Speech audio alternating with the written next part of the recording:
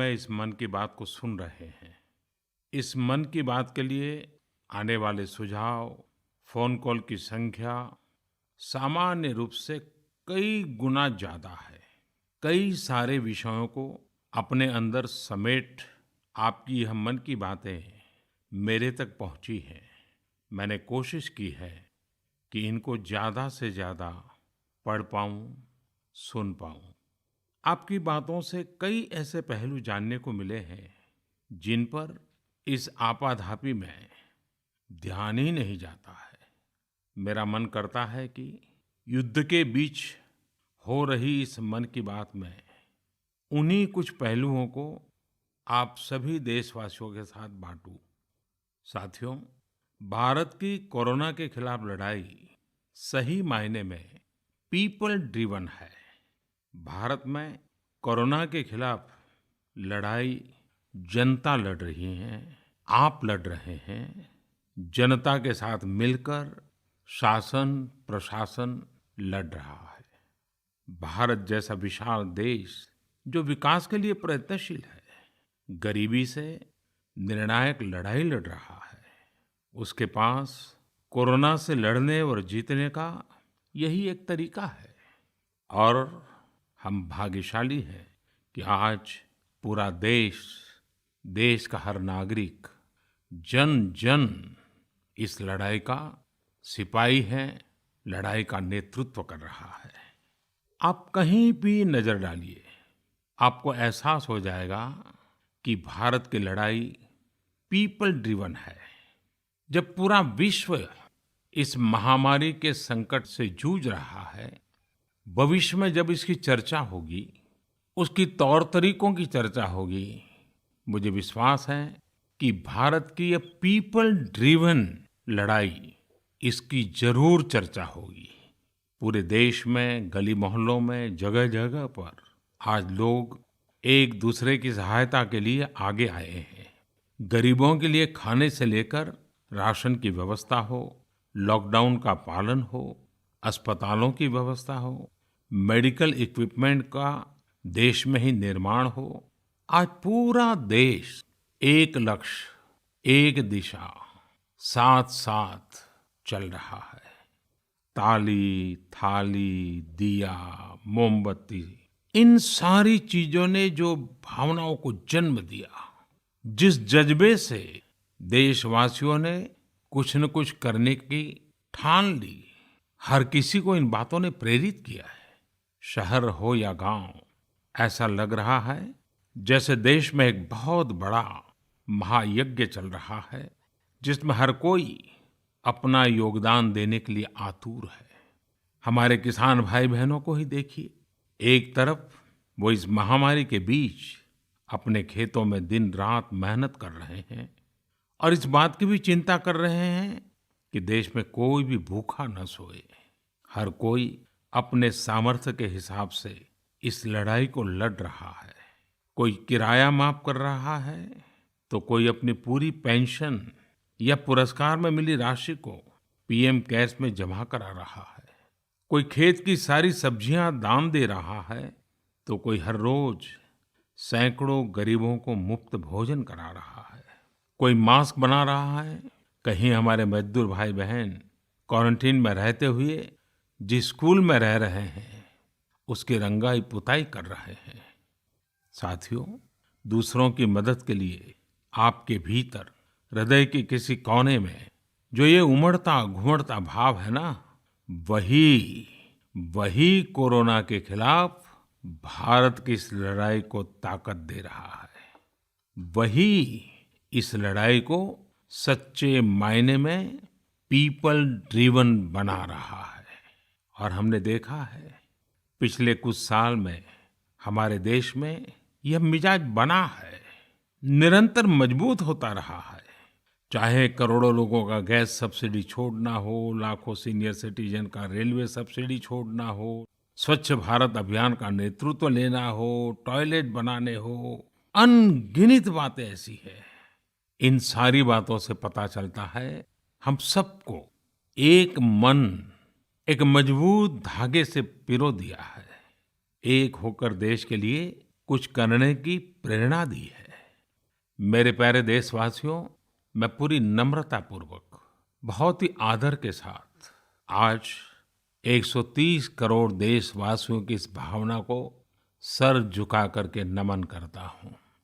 आप अपनी भावना के अनुरूप देश के लिए अपनी रुचि के हिसाब से, अपने समय के अनुसार कुछ कर सके, इसके लिए सरकार ने एक डिजिटल प्लेटफॉर्म भी तैयार किया है। ये प्लेटफॉर्म है covidwarriors.gov.in।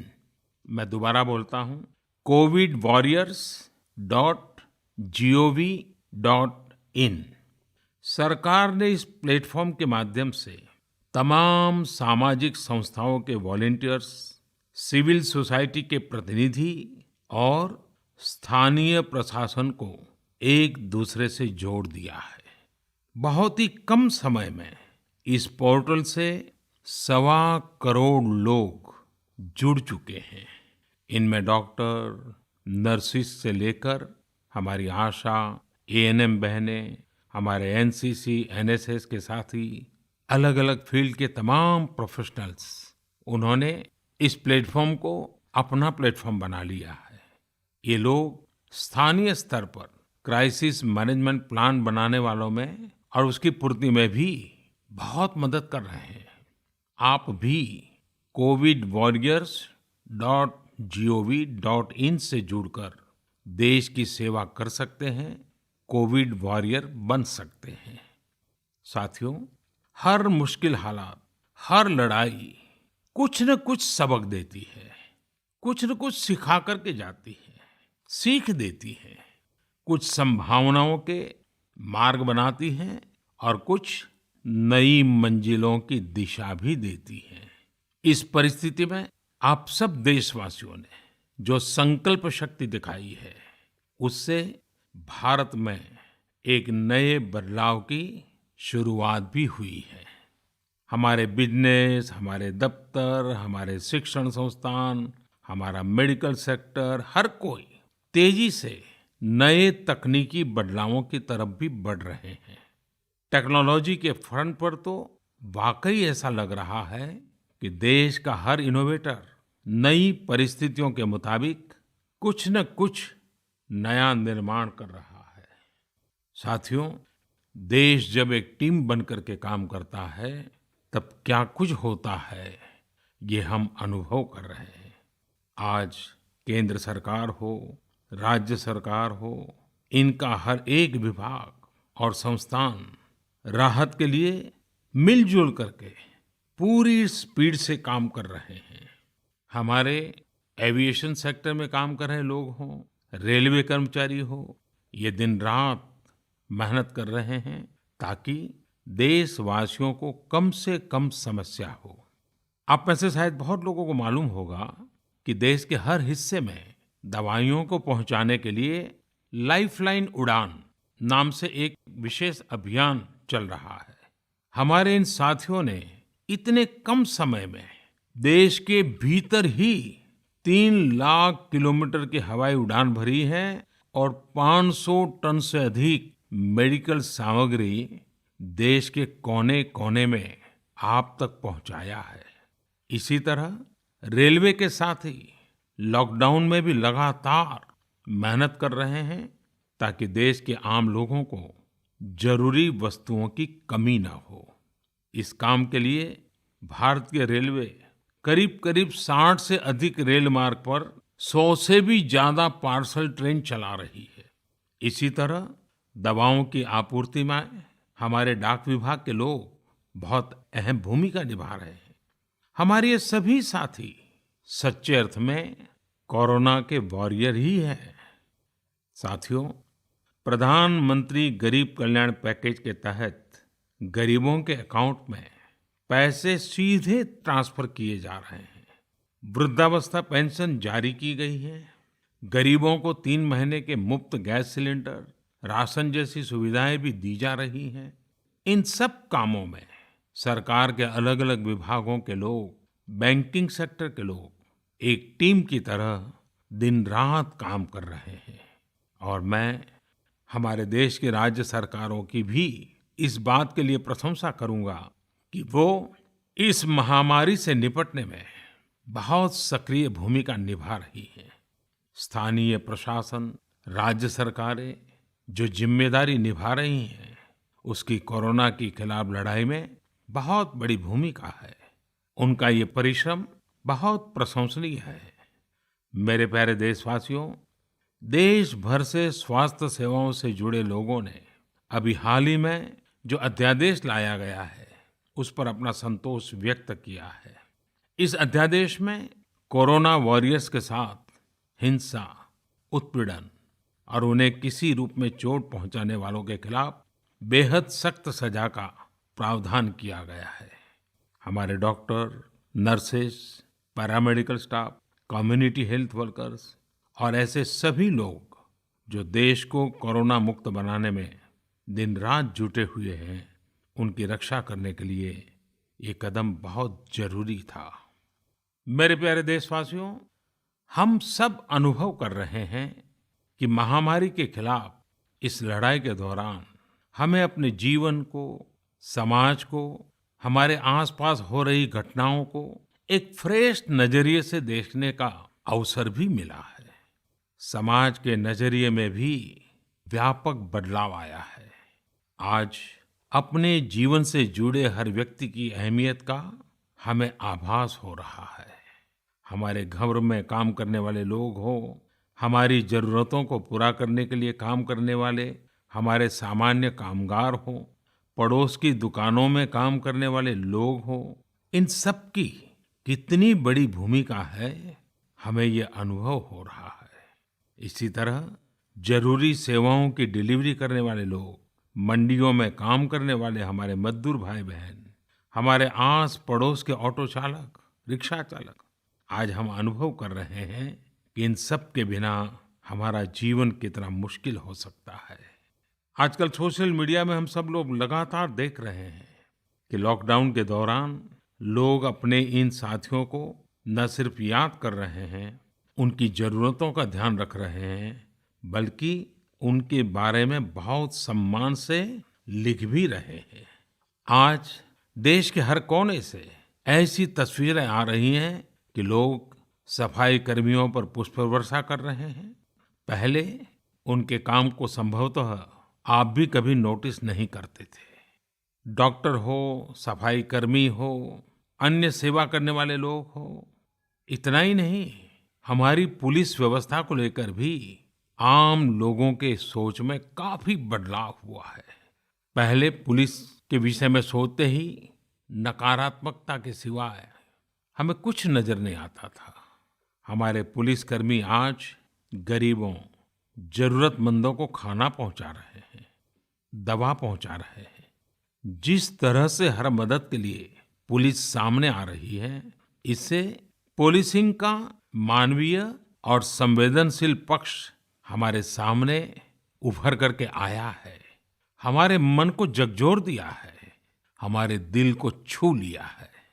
एक ऐसा अवसर है जिसमें आम लोग पुलिस से भावात्मक तरीके से जुड़ रहे हैं। हमारे पुलिसकर्मियों ने इसे जनता की सेवा के एक अवसर के रूप में लिया है और मुझे पूरा विश्वास है इन घटनाओं से आने वाले समय में सच्चे अर्थ में बहुत ही सकारात्मक बदलाव आ सकता है और हम सब ने इस सकारात्मकता को कभी भी नकारात्मकता के रंग से रंगना नहीं है। साथियों, हम अक्सर सुनते हैं प्रकृति, विकृति और संस्कृति। इन शब्दों को एक साथ देखें और इसके पीछे के भाव को देखें तो आपको जीवन को समझने का भी एक नया द्वार खुलता हुआ दिखेगा।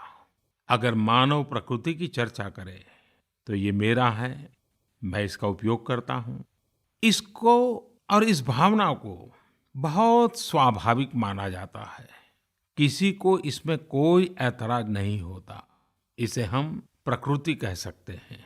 लेकिन जो मेरा नहीं है, जिस पर मेरा हक नहीं है, उसे मैं दूसरे से छीन लेता हूँ, उसे छीनकर उपयोग में लाता हूँ, तो हम इसे विकृति कह सकते हैं।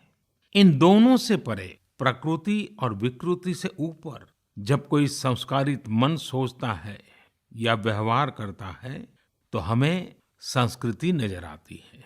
जब कोई अपने हक की चीज, अपनी मेहनत से कमाई चीज, अपने लिए जरूरी चीज कम हो या अधिक, इसकी परवाह किए बिना किसी व्यक्ति की जरूरत को देखते हुए खुद की चिंता छोड़कर अपने हक के हिस्से को बांट करके किसी दूसरे की जरूरत पूरी करता है, वही तो संस्कृति है।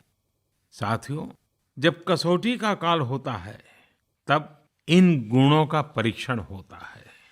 आपने पिछले दिनों देखा होगा कि भारत ने अपने संस्कारों के अनुरूप, हमारी सोच के अनुरूप, हमारी संस्कृति का निर्वहन करते हुए कुछ फैसले लिए। संकट की इस घड़ी में दुनिया के लिए भी, समृद्ध देशों के लिए भी दवाइयों का संकट बहुत ज्यादा रहा है। एक ऐसा समय है कि अगर भारत दुनिया को दवाइयां न भी दे तो कोई भारत को दोषी नहीं मानता। हर देश समझ रहा है कि भारत के लिए भी उसकी प्राथमिकता अपने नागरिकों का जीवन बचाना है। लेकिन साथियों, भारत ने प्रकृति विकृति की सोच से परे होकर फैसला लिया। भारत ने अपनी संस्कृति के अनुरूप फैसला लिया। हमने भारत की आवश्यकताओं के लिए जो करना था उसका प्रयास तो बढ़ाया ही, लेकिन दुनिया भर से आ रही मानवता की रक्षा की पुकार पर भी पूरा ध्यान दिया। हमने विश्व के हर जरूरतमंद तक दवाइयों को पहुंचाने का बीड़ा उठाया और मानवता के इस काम को करके दिखाया। आज जब मेरी अनेक देशों के राष्ट्राध्यक्षों से फोन पर बात होती है तो वो भारत की जनता का आभार जरूर व्यक्त करते हैं। जब वो लोग कहते हैं thank you India, thank you people of India, तो देश के लिए गर्व और बढ़ जाता है। इसी तरह इस समय दुनिया भर में भारत के आयुर्वेद और योग के महत्व को भी लोग बड़े विशिष्ट भाव से देख रहे हैं। सोशल मीडिया पर देखिए, हर तरफ इम्यूनिटी बढ़ाने के लिए किस तरह से भारत के आयुर्वेद और योग की चर्चा हो रही है। कोरोना की दृष्टि से आयुष मंत्रालय ने इम्यूनिटी बढ़ाने के लिए जो प्रोटोकॉल दिया था, मुझे विश्वास है कि आप लोग इसका प्रयोग जरूर कर रहे होंगे। गर्म पानी, काढ़ा और जो अन्य दिशा निर्देश आयुष मंत्रालय ने जारी किए हैं वो आप अपनी दिनचर्या में शामिल करेंगे तो आपको बहुत लाभ होगा। साथियों, वैसे ये दुर्भाग्य रहा है कि कई बार हम अपनी ही शक्तियां और समृद्ध परंपराओं को पहचानने से इनकार कर देते हैं। लेकिन जब विश्व का कोई दूसरा देश एविडेंस बेस्ड रिसर्च के आधार पर वही बात करता है, हमारी ही फॉर्मूला हमें सिखाता है, तो हम उसे हाथों हाथ ले लेते हैं। संभवतः इसके पीछे एक बहुत बड़ा कारण सैकड़ों वर्षों की हमारी गुलामी का कालखंड रहा है। इस वजह से कभी-कभी हमें अपनी ही शक्ति पर विश्वास नहीं होता है, हमारा आत्मविश्वास कम नजर आता है। इसलिए हम अपने देश की अच्छी बातों को, हमारे पारंपरिक सिद्धांतों को एविडेंस बेस्ड रिसर्च के आधार पर आगे बढ़ाने के बजाय उसे छोड़ देते हैं, उसे हीन समझने लगते हैं। भारत की युवा पीढ़ी को अब इस चुनौती को स्वीकार करना होगा। जैसे विश्व ने योग को सहज स्वीकार किया है, वैसे ही हजारों वर्षों पुराने हमारे आयुर्वेद के सिद्धांतों को भी विश्व अवश्य स्वीकार करेगा। हाँ, इसके लिए युवा पीढ़ी को संकल्प लेना होगा और दुनिया जिस भाषा में समझती है उस वैज्ञानिक भाषा में हमें समझाना होगा, कुछ करके दिखाना होगा। साथियों, वैसे कोविड-19 के कारण कई सकारात्मक बदलाव हमारे काम करने के तरीके, हमारी जीवन शैली और हमारी आदतों में भी स्वाभाविक रूप से अपनी जगह बना रहे हैं। आपने सबने भी महसूस किया होगा इस संकट ने कैसे अलग-अलग विषयों पर हमारी समझ और हमारी चेतना को जागरूक किया है। जो असर हमें अपने आसपास देखने को मिल रहे हैं, इनमें सबसे पहला है मास्क पहनना और अपने चेहरे को ढककर रखना। कोरोना की वजह से बदलते हुए हालात में मास्क भी हमारे जीवन का हिस्सा बन रहा है। वैसे हमें इसकी भी आदत कभी नहीं रही कि हमारे आसपास के बहुत सारे लोग मास्क में दिखे, लेकिन अब हो यही रहा है। हाँ, इसका ये मतलब नहीं है कि जो मास्क लगाते हैं वे सभी बीमार हैं। और जब मैं मास्क की बात करता हूं तो मुझे एक पुरानी बात याद आती है। आप सबको भी याद होगा, एक जमाना था कि हमारे देश के कई ऐसे इलाके ऐसे होते थे कि वहां अगर कोई नागरिक फल खरीदता हुआ दिखता था तो आस पड़ोस के लोग उसको जरूर पूछते थे, क्या घर में कोई बीमार है? यानी फल मतलब बीमारी में ही खाया जाता है, ऐसी एक धारणा बनी हुई थी। हालांकि समय बदला और ये धारणा भी बदली। वैसे ही मास्क को लेकर भी धारणा अब बदलने वाली ही है। आप देखिएगा, मास्क अब सभ्य समाज का प्रतीक बन जाएगा। अगर बीमारी से खुद को बचना है और दूसरों को भी बचाना है तो आपको मास्क लगाना पड़ेगा। और मेरा तो सिंपल सुझाव रहता है, गमछा मुंह ढकना है। साथियों, हमारे समाज में एक और बड़ी जागरूकता ये आई है कि अब सभी लोग ये समझ रहे हैं कि सार्वजनिक स्थानों पर थूकने के क्या नुकसान हो सकते हैं। यहाँ वहाँ कहीं पर भी थूक देना गलत आदतों का हिस्सा बना हुआ था। ये स्वच्छता और स्वास्थ्य को गंभीर चुनौती भी देता था। वैसे एक तरह से देखें तो हम हमेशा से ही इस समस्या को जानते रहे, लेकिन ये समस्या समाज से समाप्त होने का नाम ही नहीं ले रही थी। अब वो समय आ गया है कि इस बुरी आदत को हमेशा हमेशा के लिए खत्म कर दिया जाए। कहते भी हैं कि बेटर लेट देन नेवर। तो देर भले हो गई हो, लेकिन अब ये थूकने की आदत छोड़ देनी चाहिए। ये बातें जहां बेसिक हाइजीन का स्तर बढ़ाएंगी, वहीं कोरोना संक्रमण को फैलने से रोकने में भी मदद करेगी। मेरे प्यारे देशवासियों, ये सुखद संयोग ही है कि आज जब आपसे मैं मन की बात कर रहा हूं तो अक्षय तृतीया का पवित्र पर्व भी है। साथियों, क्षय का अर्थ होता है विनाश, लेकिन जो कभी नष्ट नहीं हो, जो कभी समाप्त नहीं हो, वो अक्षय है। अपने घरों में हम सब इस पर्व को हर साल मनाते हैं, लेकिन इस साल हमारे लिए इसका विशेष महत्व है। आज के कठिन समय में यह एक ऐसा दिन है जो हमें याद दिलाता है कि हमारी आत्मा, हमारी भावना अक्षय है। यह दिन हमें याद दिलाता है कि चाहे कितनी भी कठिनाइयां रास्ता रोके, चाहे कितनी भी आपदाएं आए, चाहे कितनी भी बीमारियों का सामना करना पड़े, इनसे लड़ने और जूझने की मानवीय भावनाएं अक्षय है। माना जाता है कि यही वो दिन है जिस दिन भगवान श्री कृष्ण और भगवान सूर्यदेव के आशीर्वाद से पांडवों को अक्षय पात्र मिला था। अक्षय पात्र यानी एक ऐसा बर्तन जिसमें भोजन कभी समाप्त नहीं होता है। हमारे अन्नदाता किसान हर परिस्थिति में देश के लिए, हम सब के लिए इसी भावना से परिश्रम करते हैं। इन्हीं के परिश्रम से आज हम सब के लिए, गरीबों के लिए देश के पास अक्षय अन्न भंडार है।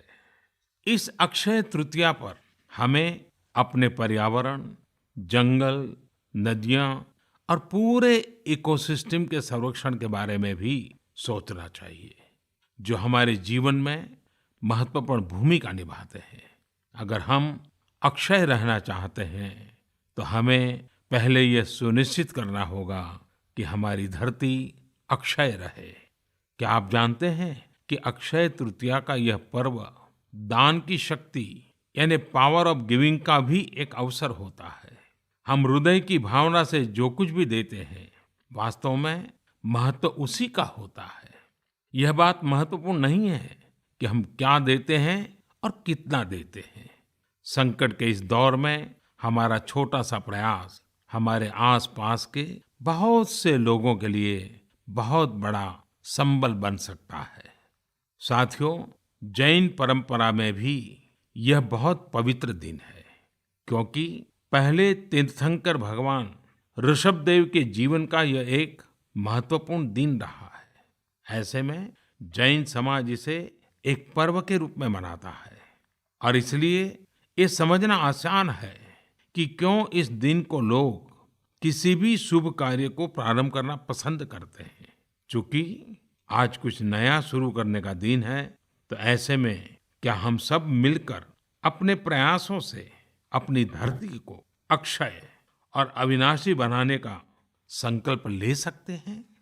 साथियों, आज भगवान बसवेश्वर जी की भी जयंती है। ये मेरा सौभाग्य रहा है कि मुझे भगवान बसवेश्वर की स्मृतियां और उनके संदेश से बार बार जुड़ने का, सीखने का अवसर मिला है। देश और दुनिया में भगवान बसवेश्वर के सभी अनुयायियों को उनकी जयंती पर बहुत बहुत शुभकामनाएं। साथियों, रमजान का भी पवित्र महीना शुरू हो चुका है। जब पिछली बार रमजान मनाया गया था तो किसी ने सोचा भी नहीं था कि इस बार रमजान में इतनी बड़ी मुसीबतों का भी सामना करना पड़ेगा। लेकिन अब जब पूरे विश्व में ये मुसीबत आ ही गई है, तो हमारे सामने अवसर है इस रमजान को संयम, सद्भावना, संवेदनशीलता और सेवा भाव का प्रतीक बनाएं। इस बार हम पहले से ज्यादा इबादत करें ताकि ईद आने से पहले दुनिया कोरोना से मुक्त हो जाए और हम पहले की तरह उमंग और उत्साह के साथ ईद मनाएं। मुझे विश्वास है कि रमजान के इन दिनों में स्थानीय प्रशासन के दिशा निर्देशों का पालन करते हुए कोरोना के खिलाफ चल रही इस लड़ाई को हम और मजबूत करेंगे।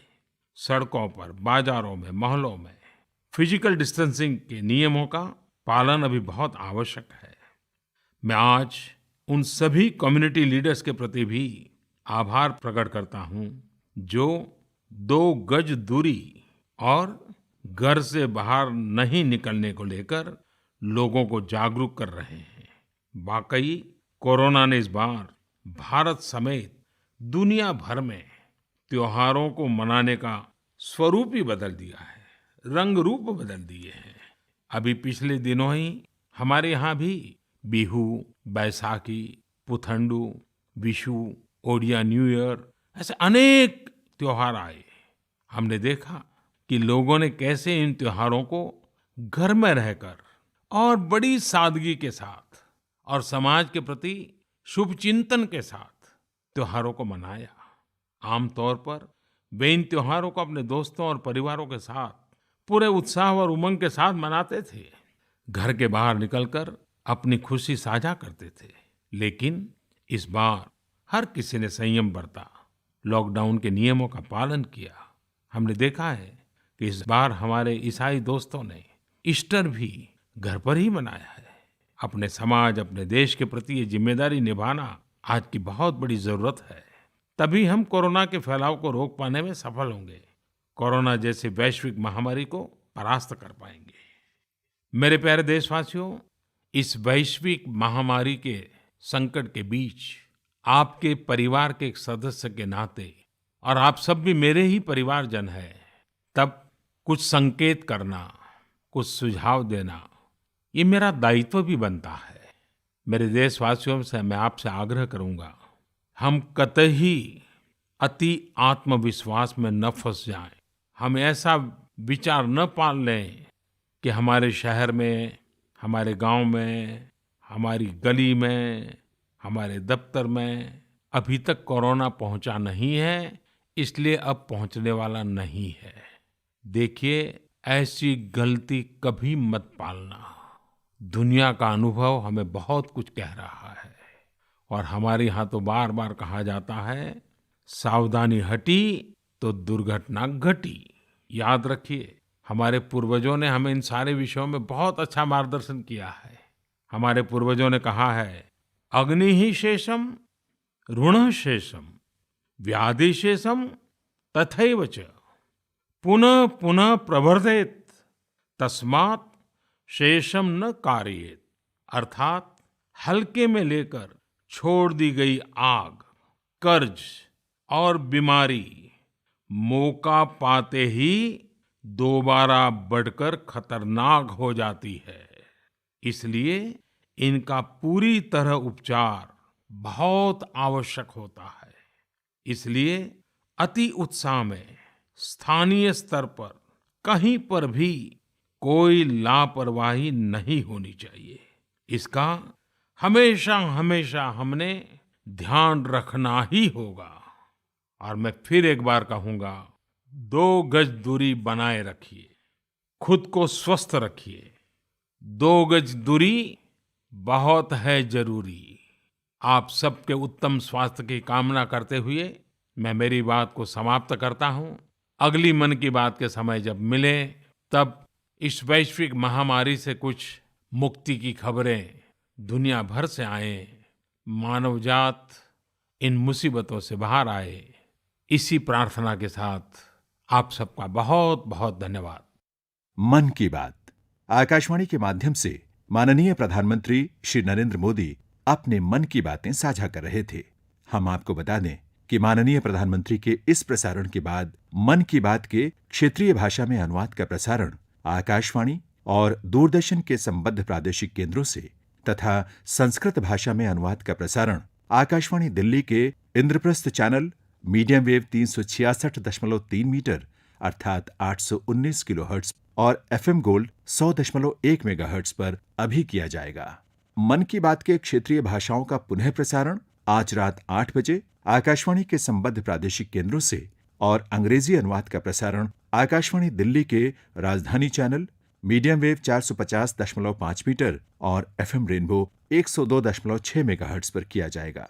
यह कार्यक्रम आकाशवाणी के दिल्ली केंद्र से प्रसारित किया गया। ये आकाशवाणी दिल्ली